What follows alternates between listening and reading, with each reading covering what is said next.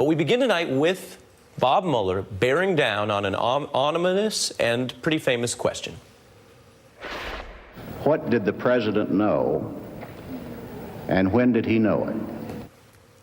We can tell you that's what Bob Mueller's trying to figure out. The when, like when Donald Trump learned of the Russian email hack, that's what Mueller is now asking witnesses.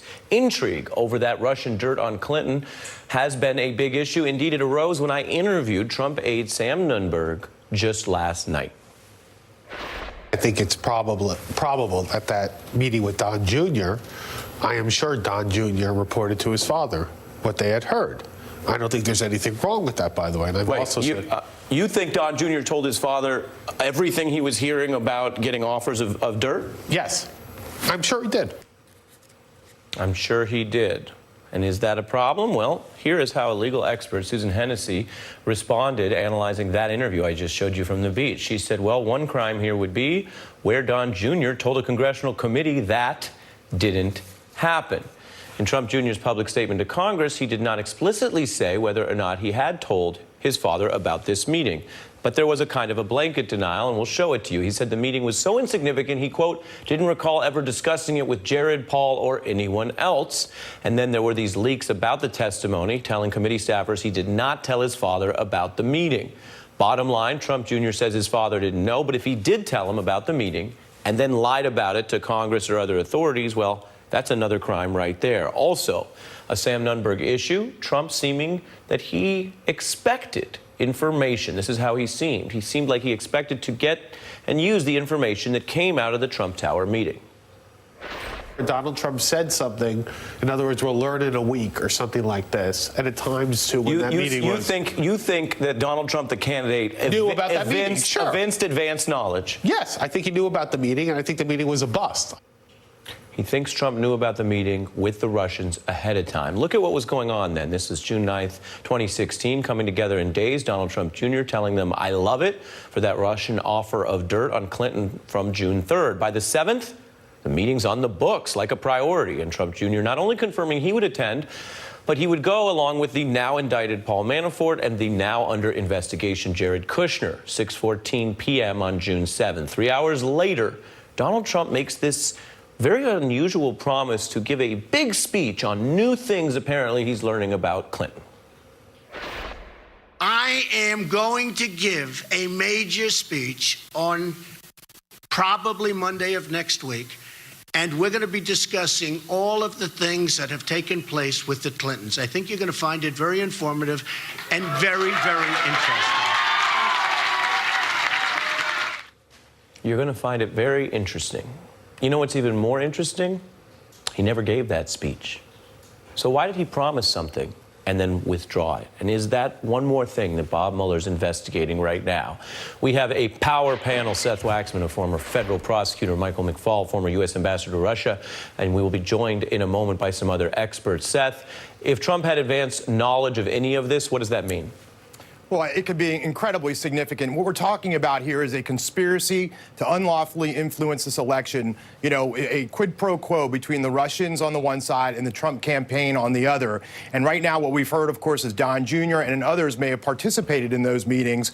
But if the president-elect or John Trump Sr. himself had knowledge and participated in that kind of scheme, that exposes him to a conspiracy to influence the election. There could be potential bribery charges, a this for that, if in exchange for that kind of dirt, he promised future potential benefits like reductions in sanctions on the Russians or anything else of value. So if these comments are correct and Don Trump Jr. did, in fact, inform his father before, during, and after, and then there were steps taken by the president thereafter, that he could be part of this conspiracy. Right, which is not nothing, as they say. And Ambassador, a lot of this goes back to what exactly the Russians were up to with these people. Were they cutouts? Were they basically connected to something high level? Or were they, as the more innocuous explanation, sort of bumbling people around, getting bumbling campaign aides confused?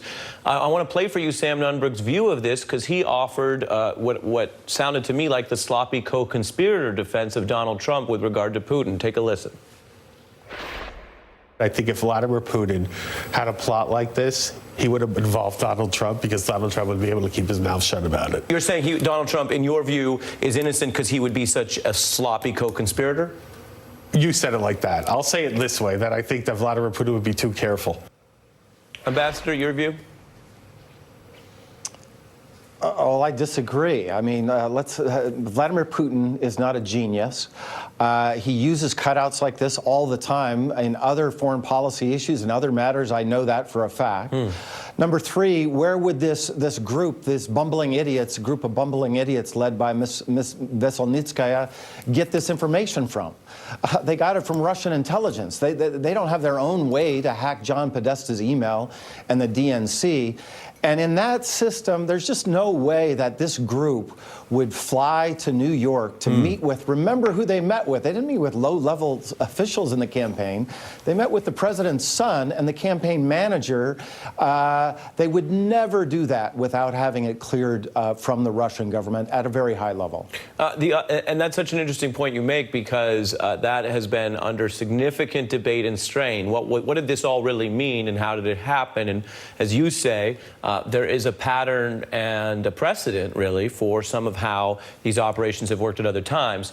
Seth, I have so much to get to. I wanted to play for you someone who's also served in federal government as you have, who has knowledge of Bob Mueller, who's played many roles, and who happens to be a very conservative Republican.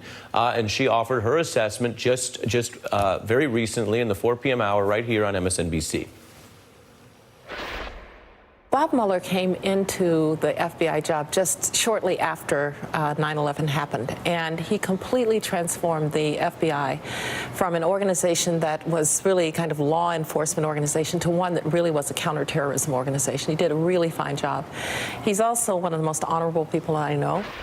What do you think of that assessment from a Republican? And it comes again at a time that we know Bob Mueller's now probing Donald Trump's basically attempts to say all these other law enforcement people, including Jeff Sessions, are quote, dishonorable. Yeah, well, I think that echoes most people's opinions of Mr. Mueller that know him or work with him.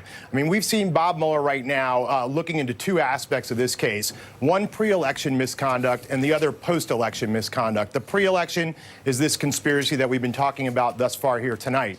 The other is post-election, this obstruction case that the president may have engaged in. But for me, it's always been the underlying case, the conspiracy prior to the election. In other words, without an underlying crime, the juice of an obstruction case isn't really there as much. But if Mr. Mueller is able to prove that there was a quid pro quo or an illegal hacking or any real substantive criminal federal crime, it puts obviously that crime into context, as well as the obstruction that took place after the election. You know, I talked to a lot of people about these issues. I've never heard a prosecutor quite take us to what sounds like the steroids analogy, that, you know, you need to be strong, but if you have extra juice, that's what sort of bootstraps the obstruction. I want you both to stay with me, and adding in, as promised, Neera Tanden, who's the president of the Center for American Progress and a former senior aide to Hillary Clinton, and Alexi McCammon, deputy news editor for Axios, which has been all over some of these stories.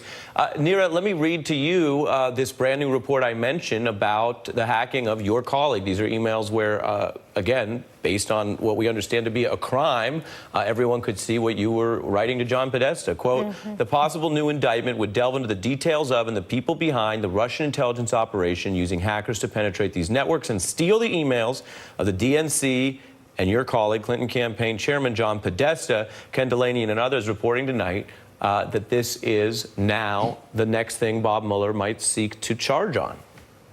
Yeah, so I would just like to remind everyone what actually happened, which is that WikiLeaks dumped their emails every morning between 8 and 9 a.m., except for the first day that they dumped their emails. What happened that day is the Washington Post broke the Access Hollywood story. They knew about it at 12:15. They contacted the Trump campaign at 4:15.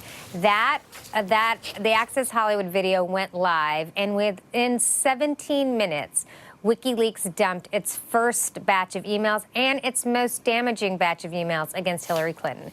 Now, for those people who haven't worked on campaigns before, a normal tactic is when you are facing an existential threat, like the Access Hollywood videotape, you dump out the worst piece of information you have on your opponent. And in this case, the Russians dumped out the most damaging piece of information they had about Hillary Clinton. And now we know that there have been contacts after contacts between the Trump campaign and Russian assets, actual assets. And so it's an amazing coincidence. Let's put it this way, and I'd be shocked if Bob Mueller wasn't looking into it. This amazing coincidence that the WikiLeaks information, which was incredibly damaging to Hillary Clinton, came out right at the time the Access Hollywood video came out. And I think that is something that they should be probing as much as is possible to probe. Seth, what do you think of that theory legally? I mean, Neera is basically saying there's certain kinds of strategy and information that are far more likely to be executed based on one person's set of goals, basically Trump or allies of Trump being in on it, than it just being guessed and happening to work out really well. Yeah, I think what she's talking about are, in the legal terms, overt acts in furtherance of a conspiracy. So anytime a person that's a part of this conspiracy, and remember, a conspiracy is an agreement between two or more people to engage in illegal conduct, and there has to be what's called an overt act or a step that's taken in furtherance. And so whether that's a counter message to something that's about to come out against you, or something to obstruct the case, to distract law enforcement, or to fire Jim Comey so you can get rid of the lead investigator, or tell Jeff Sessions I need you to stay in office to protect me from whom? Right. Of course, law enforcement. Any one of those things can be an overt act. Right, it can get pretty blatant. Alexei, I wonder what your reporting suggests about the counter argument, though, the idea that if Democrats and also legal experts and others say the Russians were pretty good at this, they clearly had some effective maneuvers, then that would stand to reason that they might have figured out how to do this strategy through their research, which we now know Mueller exposed included having people even on the ground in the United States. They might have figured out how to do it without any direct help from top Trump people. Sure, and I think that's the larger issue moving forward is like how capable are these foreign entities, Russians specifically, in interfering in our elections moving forward. And Trump can be upset with Sessions or Mueller, but the larger issue he needs to address is what are they capable of and what has he known throughout the campaign and even now that he is unwilling to admit if it is true that he knows something. And Ambassador, when you hear all of this, again, what we were relying on you before for, how much of this then do you think you have a firm handle on what is likely to be the capacity of what the Russians could do and what really they would have needed some extra knowledge to pull off? Well, just a couple of things. I mean, if this indictment is coming and has been reported, it follows the pattern that we had with the Internet Research Agency of showing that there's a crime first among Russians. And I'm glad about that, because when Russians steal data from Americans, that is a crime. It's not hacking, it's theft. All right? That's the first piece. That's the predicate. Now, there are other actors involved here. Let me remind everybody, WikiLeaks is not an American organization. So WikiLeaks is an actor in this too. And third, if we now learn that there was coordination, I'm using my nouns here very carefully, communication between the Trump campaign and that data dump, that suggests once the predicate is said that this was stolen goods, this was an illegal act, and then there were others that were working with that stolen data, that suggests another angle in terms of connecting these dots. I didn't use the word collusion. Did you notice that? I did notice that. But I think you're getting closer and closer to something like that. Right, and someday we will break out a Scrabble board and get all the C words, coordination, collusion, and conspiracy together, and we'll give out the points accordingly. Ambassador McFaul, Seth Waxman, Neera Tanden, and Alexei McCammon, thanks to each of you. I learned a lot tonight.